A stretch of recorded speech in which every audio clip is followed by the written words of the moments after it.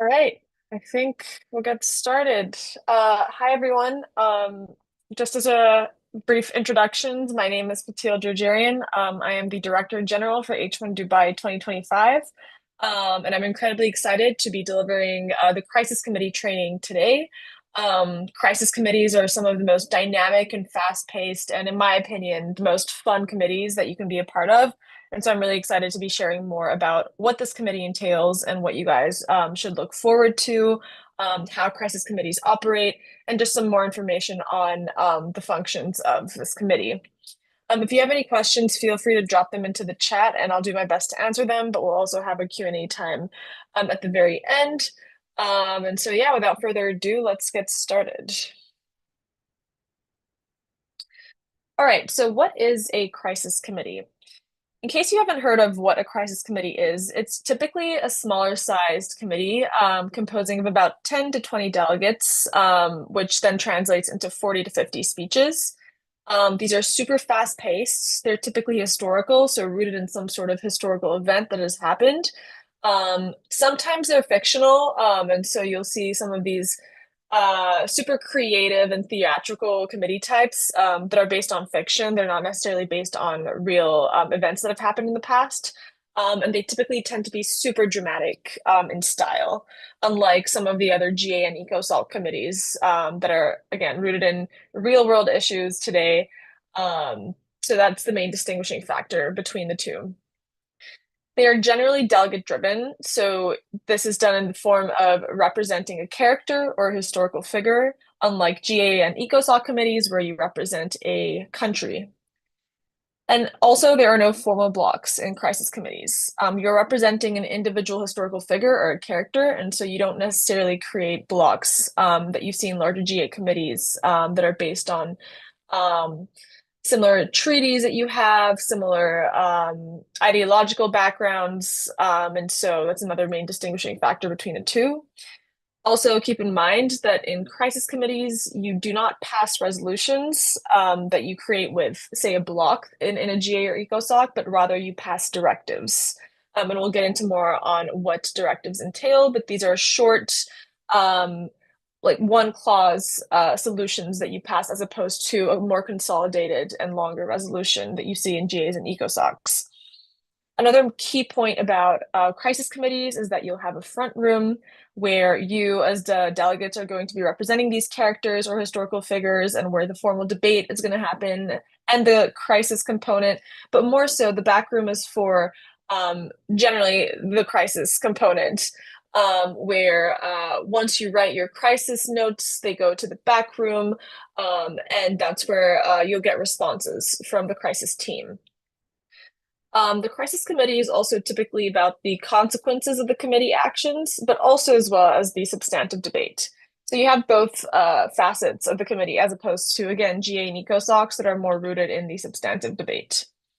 And a good quote that we always like to share with our staff here is a good delegate will respond well to crises in committee. A great delegate will be the one creating these crises, which again, if you are used to GA and ECOSOC committees, this is a mindset shift that you have to kind of rewire your brain to understand because it's not the traditional committee type at all.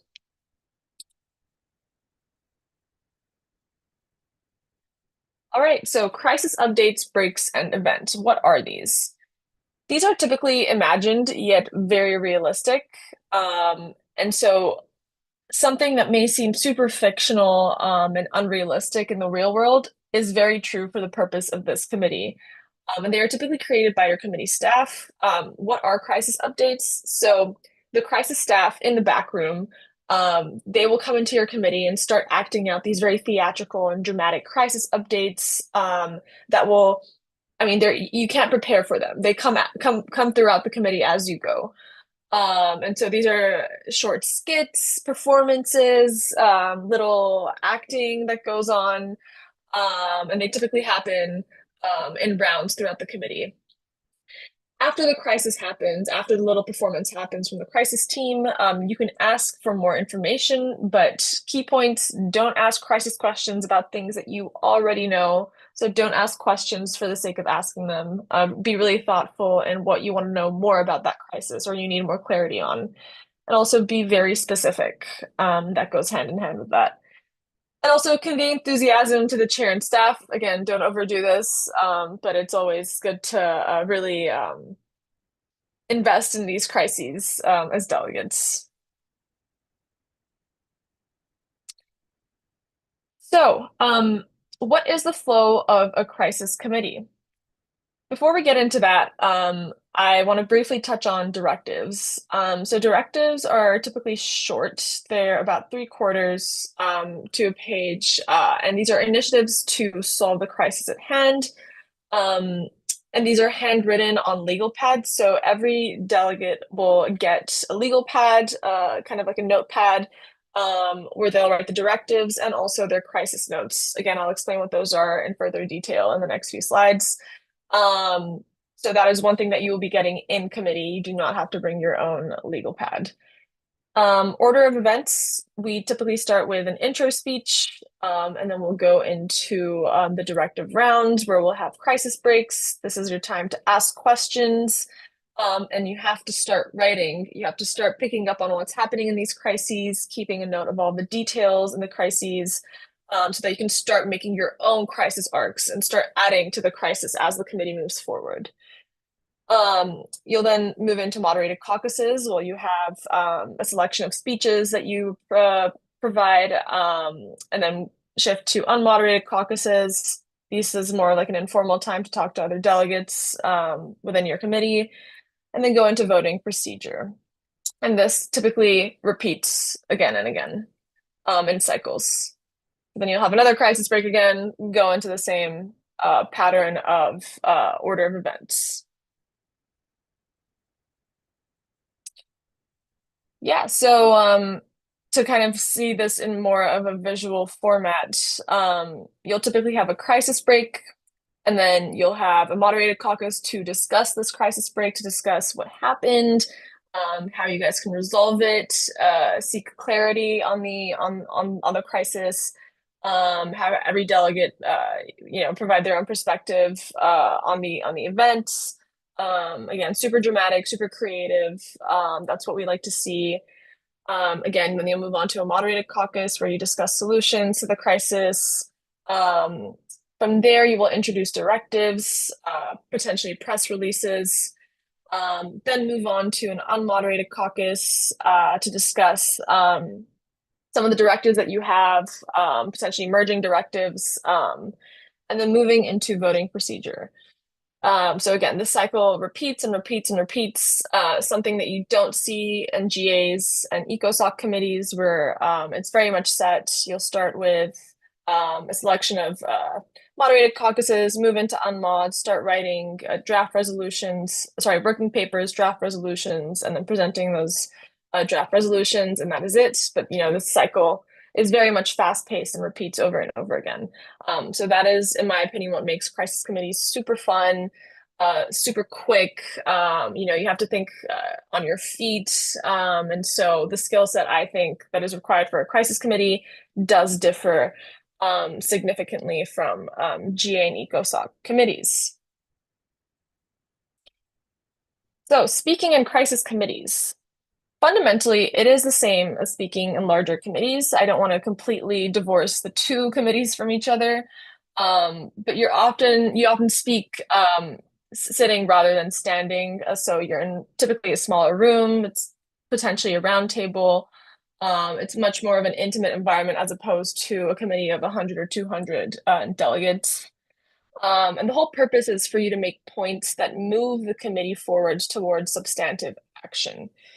We want to see delegates be a leader in committee, introduce new information. That is one thing that, again, differs from GAs and ECOSOCs. Of course, you introduce new information there, but you can introduce your own new information and create your own crisis arcs and add to the story yourself, and therefore advance new ideas.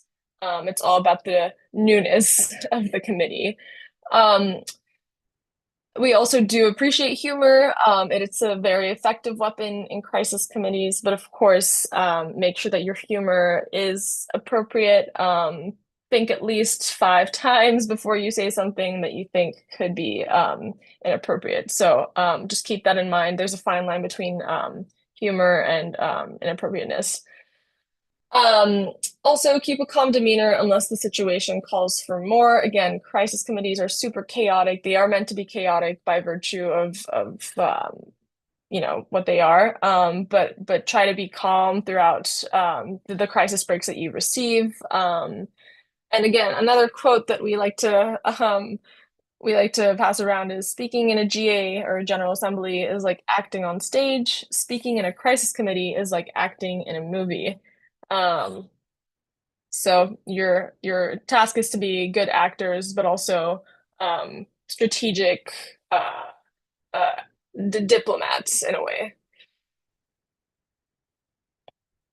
All right, so what are crisis arcs?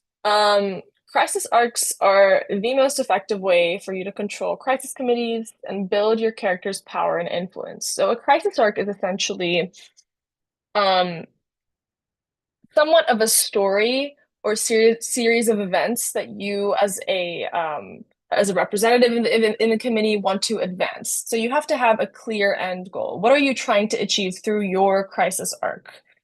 Um, Crisis arcs use the powers given to you in the background guide. So again, if you are a delegate and you want to be successful in a crisis committee, make sure that you've read the background guide very thoroughly and extensively so you know exactly what powers you have in the committee. The arcs also deal with both crisis and committee elements. And so, of course, rooting your crisis arcs in the background guide is important, but you can also incorporate elements in from the crisis breaks within your crisis arcs. So it's not necessarily rooted completely in the background guide. It's very much also responsive to ongoing and up and coming um, events that are happening in committee. For example, delegates create the problems in the back room through crisis notes, and as a committee, you resolve these problems in the front room through directives. And again, to kind of explain more how this works, um, we'll go on to crisis notes and directives next, but the back room will compose of our crisis team where they will respond to your crisis notes. So you will be sending crisis notes to the back room to fictional characters. If you're asking for something, you want something to happen, you'll send them to the back room using the notepads that you have. They will respond to the notes, come in, give you the legal pads back, and then come in with a crisis break. So that is how kind of that cycle works over and over again. And you respond to these crises that you try to build yourself through directives. That is the general theme of the in room or the front room and the back room. All right, so implementing a crisis arc, how does it work? How do you implement one? Who are you? Think about your character and what powers you have. So typically you can start with a sentence of a brief intro of the character that you're representing. Um, where do you want to end up at the end of the committee? So tell the crisis staff this in your first note. A mistake or not a mistake, I would say something that um, delegates can improve on is the clarity of their crisis arc. Sometimes they'll ask for things that don't necessarily make sense in the broader scheme of their crisis arc. So make sure that in the very first note that you provide to your crisis staff, you tell them what your end goal is so that when our staff and the chair looks back on these different crisis arcs and the notes, they know exactly your thought process throughout the entire committee sessions. Um, so what do you need to achieve this goal? Do you need resources? Do you need money, manpower? Do you need support from other stakeholders? Perhaps the media? What are you asking for, and how are you going to achieve this? When is the best time to pull a move? You want your crisis arc to break. Break means basically to happen in committee. And so try to strategize and see what would be the best time to ask for these crises. Don't necessarily ask for them continuously, but try to build it up slowly. And also responding to other events that are happening in committee. And how will you achieve your goal? Again, this is going to happen through notes and the directives that you are passing. Directives. So directives are basically the solution facing part of the committee. We do not have resolutions in crisis committees, rather directives, which are less formal in structure than GA and ECOSOC resolutions. Um, Several directives are produced per hour, so every single delegate in the committee will be writing these directives as the committee flow goes on. So there is no one specific dedicated time to sit down and write directives. That is another differentiator between GAs and ECOSOCs, which is convenient because you don't have to wait on other delegates to start on thinking about solutions. Um, they should contain specific actions the committee will take and how you will get money needed to enact such actions. For example, once written, you'll pass the directive around to garner signatures and support.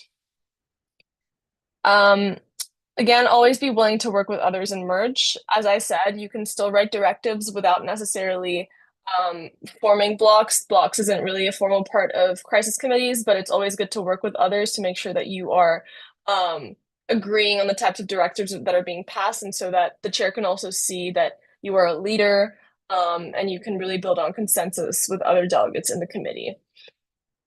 Once signatures are obtained for your directive, you will then pass the directive to the director, and there will be a motion to introduce it while you'll present and you'll discuss in committee.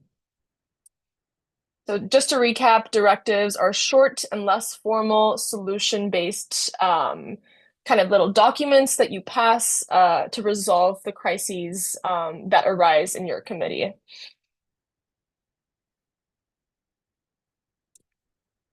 All right, crisis notes. Crisis notes are, I would say, vehicles for individual action. And so these are the notes that you'll be writing on the legal pads that you have to create your crisis arcs, so your crisis stories, um, and the breaks that you'll see. Um, Essentially, they are secret to other committee members, so no other delegate in your committee is going to see the crisis notes that you're writing. They are simply between you and the crisis staff in the back room. Um, Again, use your portfolio powers, otherwise known as the powers that are outlined in the background guide, and your crisis toolkit to come up with these very intricate, creative stories and crises that you want to see happen and play out in committee. They should contain your delegation name and character, or character, sorry, the recipient. So who are you contacting? Who are you going to contact to ask for, say, the money, the manpower, something that you want to happen? So who is the recipient? That has to be super clear in your crisis note. What are the specific actions that you are asking for? Again, be very specific and not vague. If you're vague, then your crisis arc is going to not be very successful. You won't see the crisis break happen in committee. So be very specific. Um, Again, details. Details are encouraged. Try to be funny. Don't always have to be funny, but it's nice to have a bit of humor in there, and it must be appropriate. And bonus points, if you can tie a crisis note to a directive being passed in committee, that is very successful because the chair will see that you're very receptive and are listening to what is happening in committee and are responding to ongoing events. And so this is really successful in the world of crisis committees.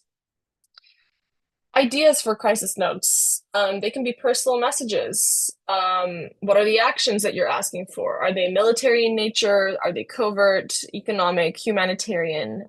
These are the different themes that you can touch on. Again, this isn't an exhaustive list, but some ideas. You can also ask for press releases. What are these? Basically, if a crisis happens, you can ask for a news agency to come in and provide some sort of like announcement on the crisis. They can interview witnesses or provide testimonies. And this will be essentially happening through the crisis staff. The crisis staff will be acting this out. Um, All right, an example crisis note. So, for example, okay,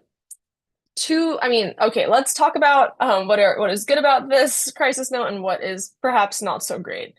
So to the U.S. Embassy in Ecuador, and then you'll specify which stakeholder you're referring to. are funding propaganda against Exxon's plan to drill in Yasuni National Park. I want you to use the State Department resources to sabotage their efforts. From Roberta Jacobson, the Assistant Secretary of State for Western Hemisphere. All right, firstly, great. We have the recipient to the US Embassy in Ecuador. It would be better to specify if there's a specific individual that you're reaching out to. But again, this is plausible, it works.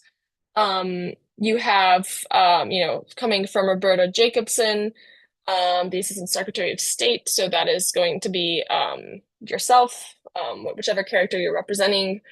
Um, and then the note itself. So they're saying that I want you to use the State Department resources to sabotage their efforts. Again, the goal is clear. The goal is to sabotage the efforts of whatever the stakeholder is doing in terms of funding propaganda. But it's not specific. What resources are you referring to? How do you want to sabotage their efforts? What specific steps do you want to see happen in committee? So I would say add more detail to operationalize the crisis note. And again, your crisis notes don't have to be super extensive. They don't have to be essays and paragraphs long. But I would say one paragraph is sufficient to add enough detail. This is one sentence. So as you can see, there can be some work done on this. And again, if you can try to incorporate other events that are happening in committee within your crisis note, so responding to other crises within your own crisis note, that is also very successful. Showing the crisis staff and also your chair that you're very receptive to what's happening in committee. And the crisis staff and chair, they will keep a note of all of your crisis notes, of what you're including, of your crisis arcs, especially in deliberations. So the details matter. Don't think that they go unnoticed. Okay, and so words of encouragement, do not be discouraged. Again, crisis committees are fast-paced, they are very dynamic, they can be really hard, especially if you don't have experience, but that is totally fine. It's easy to catch on. If you are struggling early, it's very possible to come back. So say that your crisis notes aren't being super you're not seeing your crises break in committee for some reason.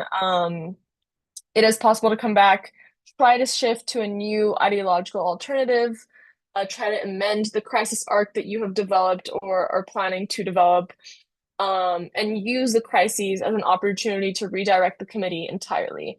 The beauty of crisis committees is that things change constantly. Nothing ever stays the same, or nothing is ever stagnant. So you can always come up with new ideas to build momentum and to come back if you're struggling or if you feel like your arc really isn't being manifested in committee. And again, do not be limited by your portfolio. The good thing about crisis committees is that you can come up with ideas on the spot. Again, it's good to root all of your crises in the background guide, in the powers of your character, that those are all very important characteristics. But you can also respond to things that are happening in committee, which kind of expands your scope of capabilities in a crisis committee. Okay, and so what is the crisis committee for H1 Dubai? It is as you all know, I'm sure that you have joined this session because you are in a crisis committee. It is the Indian independence movement, and our director is Alice Yang. And just to provide the brief summary in case you haven't already seen it on our website, the year is 1943. Within the turbulence of World War II, this committee raises the curtains on the, quote, forgotten theater of the war. The committee centers on the Singapore-based movement for Indian independence during World War II, led by nationalist Subhas Chandra Bose. Members of this committee will act as the provincial government of Azad Hind, which is convened with a singular goal in mind, achieving an independent India and to rid India of British influence. This committee, although has come together to work in the interest of Indian citizens, both short-term and long-term policies are highly debated. Firstly, how India is to be freed from British rule, as well as what form of government should be established instead. Delegates will also need to consider the problem of interreligious tensions, as well as a new economic model independent of Britain. The committee will be a chance to explore a critical yet underrepresented part of history, challenging delegates to find allies, gather resources, and cooperate in progressing towards a common goal. So we're very excited to be having this committee this year, the Indian Independence Movement. This is our only crisis committee. And so if you have any questions at all, feel free to check out firstly the website. We have a lot of resources on Parley Pro, rules of procedure, and just the committee through the background guide in general. But if you have any specific questions, please feel free to reach out to Alice Yang. Her email, it will be in the background guide. You'll have access to that. And also reach out to Maitri, our Undersecretary General for Committees, at committees@h1dubai.org, and our Secretary General, Kalina Rueva, at secgen@h1dubai.org. Again, if you have any questions for me as the Director General, you can also reach out to me at dg@h1dubai.org. And so now we'll move on to some questions. So let's see. If you have any questions, put them into the Q&A.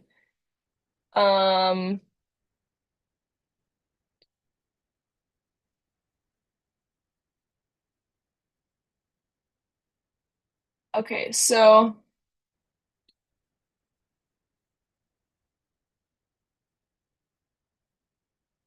will the delegate be a part of only one committee during all of the conference? Yes. So the delegate, you delegates are going to be assigned to a committee, and will be assigned either a country if you're a part of the General Assembly or ECOSOC committee, or a character if you're in this crisis committee.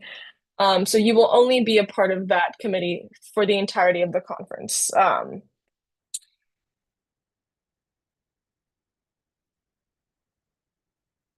Okay, will our conferences in Dubai be ongoing events till the last day, or will each day be about different crises? So each day there will be different types of crises. Again, the cycle of crises keep on happening over and over again. I'll go back to this visual. So the crises never stay the same, if that's your question. Um, and to what extent can we steer the crises through our directives? Of course, you can steer the crises through your directives.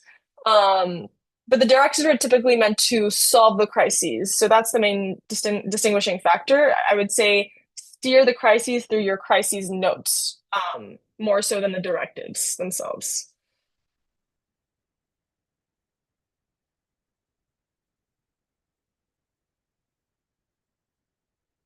Okay, I'm unable to access the background guide as it requires a password. Also, how do we log into our delegate portal?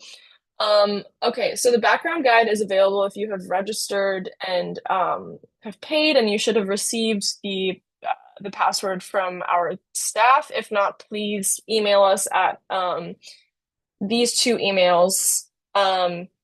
Committees@h1dubai.org and section@h1dubai.org, and we will send you the password if you don't have it, but you should receive it once having registered completely and paid. Okay, could you please re-explain the concept of having a front room and a back room? Yes, so the front room is where you delegates are going to stay for the entirety of the conference in the crisis committee. So that is where you're going to be debating, you're going to be providing your speeches, where you're going to be writing your crisis notes. Everything happens in the main front room. The back room is where our crisis staff are going to stay for the entirety of the conference. So the back room is where they will respond to your crisis notes and then come back into the front room and perform the crisis or perform the crisis break. So you will never be in the back room itself. Your legal pads will be in the back room, where our crisis staff will be responding to the notes that you keep on sending. And so that is the concept of having a front room and a back room. So the crisis room that you won't see, and the front room where you will be at for the entirety of the conference. Okay.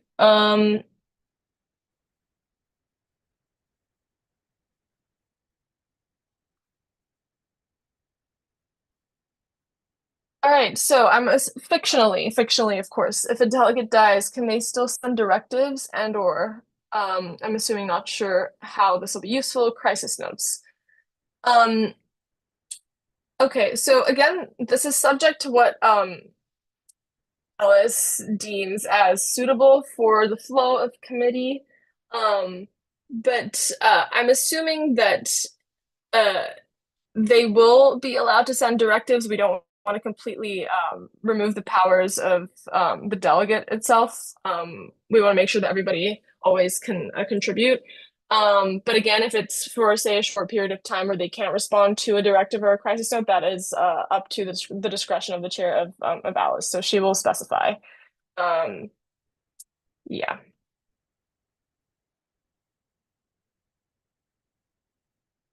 Do the chairs read these personal directives? Um, are you, so I'm a little confused. Would this be the directives? I'm assuming that these are the directives that are going to be presented in front of committee. So yes, the directives have to be given to the chair first, and then they can be presented. So they will be reading the directives.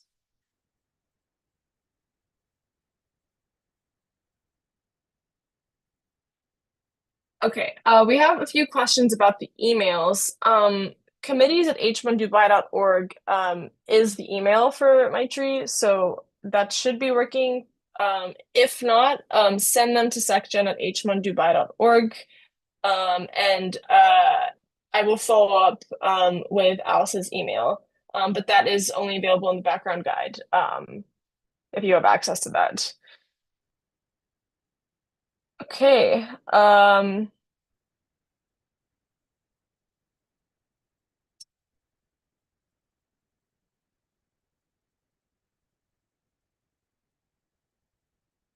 Should the situation arise, would a war room be entertained in the committee? I'm gonna leave that to the discretion of Alice. Again, I don't want to say yes or no because I'm not the chair of this committee. So some of these specific questions will please direct them to Alice herself. Okay, can I direct my crisis notes to other delegates to be passed through the crisis staff? Um, can I direct my crisis notes to other delegates to be through the crisis staff. So you shouldn't be passing your crisis notes to other delegates. It's typically, as I said, between you and the crisis staff in the back room. Um, but you can pass notes to other delegates and other characters in the room so that you guys can be talking and working on some of these crises if you're collaborating with somebody else. But you shouldn't be passing your actual legal pad that you're sending to the back room to other delegates. Um, if that answers your question. Um,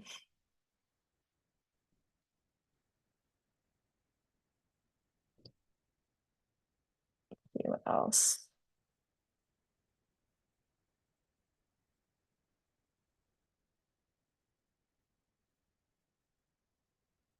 Could you explain the purpose of a round robin? Um, a round robin is essentially when you go around the committee and everybody provides a speech. Um, so in the order of however people are sitting in, so it'll be like a chronological, like say clockwise, depending on what Alice decides.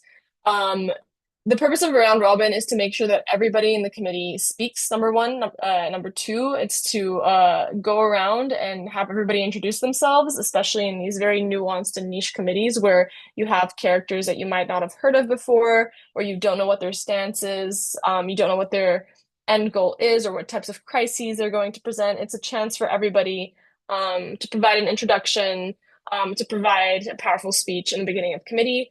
And a round robin is just an effective way to do it, especially in the smaller committee sizes where people can actually go around and everybody can speak. So that is the purpose of a round robin, um, essentially to prompt everybody to speak um, in that order.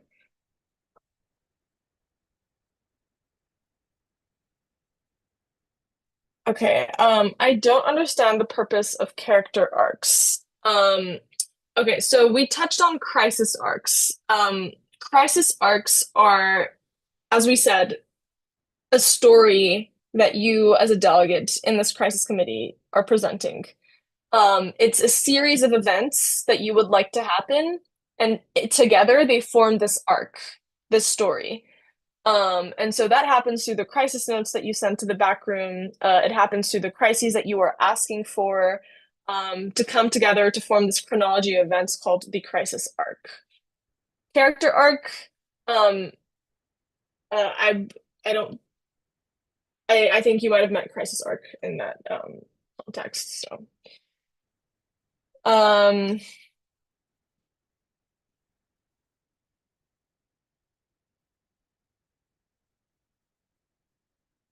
and we ask questions to the crisis room by personal note papers. Um, n no, no. So you can't ask questions to the crisis room. You can only send crisis notes. If you have any questions, once the crisis break happens in committee, there may be a time to ask some more and gain further clarity on the crisis itself, but you can't ask questions to the back room. Those are only for crisis notes that you'll be sending.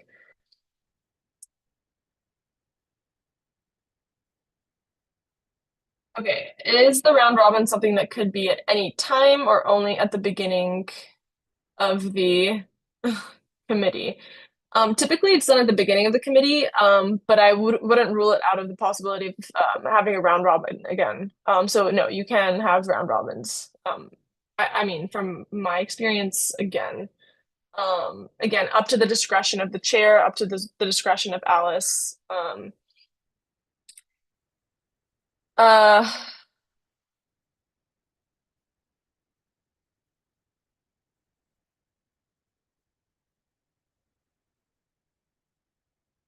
okay, so essentially, crisis arc is a delegate is it a delegate's ability to influence the crisis? Um, yes, so it is again the series of events that you as a delegate are presenting, the series of crises that you are presenting. That is the arc together. So it definitely is your ability to influence the crisis that is happening in committee, yes.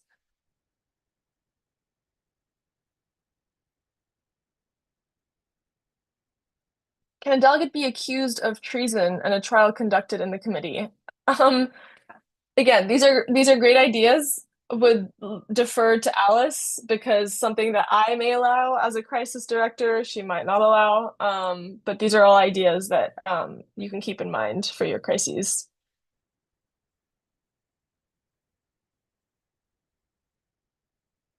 Okay, if I'm in a block and a sort of a merger takes place and a country or personality I'm strictly against joins it, and I have no other block to go to, what would I do in this situation?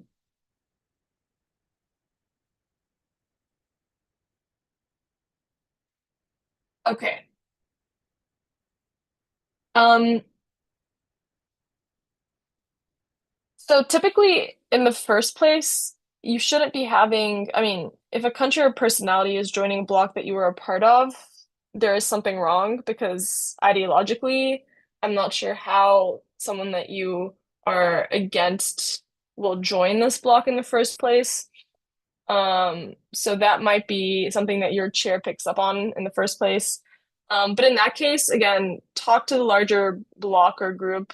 Again, I'm assuming this is probably in a G or ECOSOC. Typically, you don't have like these large blocks in crisis committees.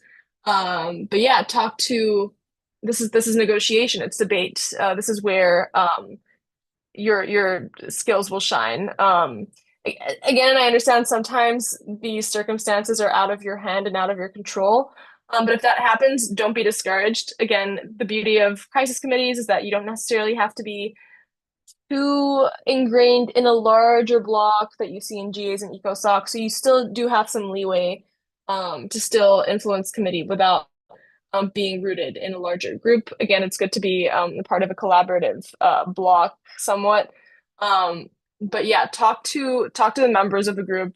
Um, If not, create your own group, join another group. Um, there are a lot of strategies that you can enact. But again, this is very dependent on what's happening in committee and the context. Um,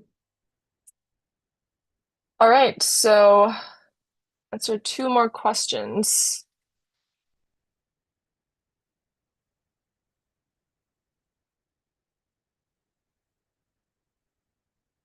Okay,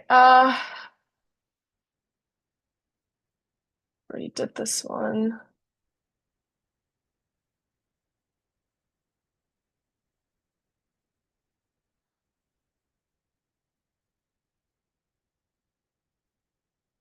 Mm,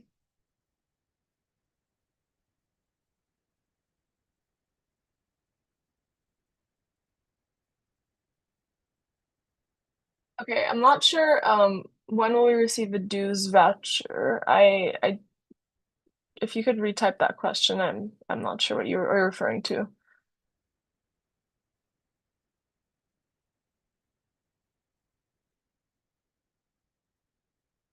How does collaboration um take place over directives? Is it in a similar way as to how blocks write resolutions? Um, so I would say during your unmoderated caucuses is a good time for you to regroup with characters or delegates that you share ideological similarities with, or agree on the types of crisis arcs that you want to see happen in committee in the breaks. Um, So that is a good time for you to discuss the types of directives and the solutions that you want to see happen in committee. Um, so yes, it is in some way similar to how blocks write resolutions, where you come together informally and you discuss. Um, but again, you're not writing an extended resolution. These are short and quick directives that are being passed in committee. So you don't need to kind of spend that extended period of time where you cultivate and craft these very structured resolutions. But I would say yes, the collaboration can happen during unmoderated caucuses, but also during moderated caucuses in debate and committee where you pass notes um, to each other and have that discussion concurrently. So a mix of both during mods and unmods, I would say. That's where the collaboration will typically happen. And also as the crisis breaks unravel, you'll see more clearly which delegates and which characters you can work with and which ones you possibly won't.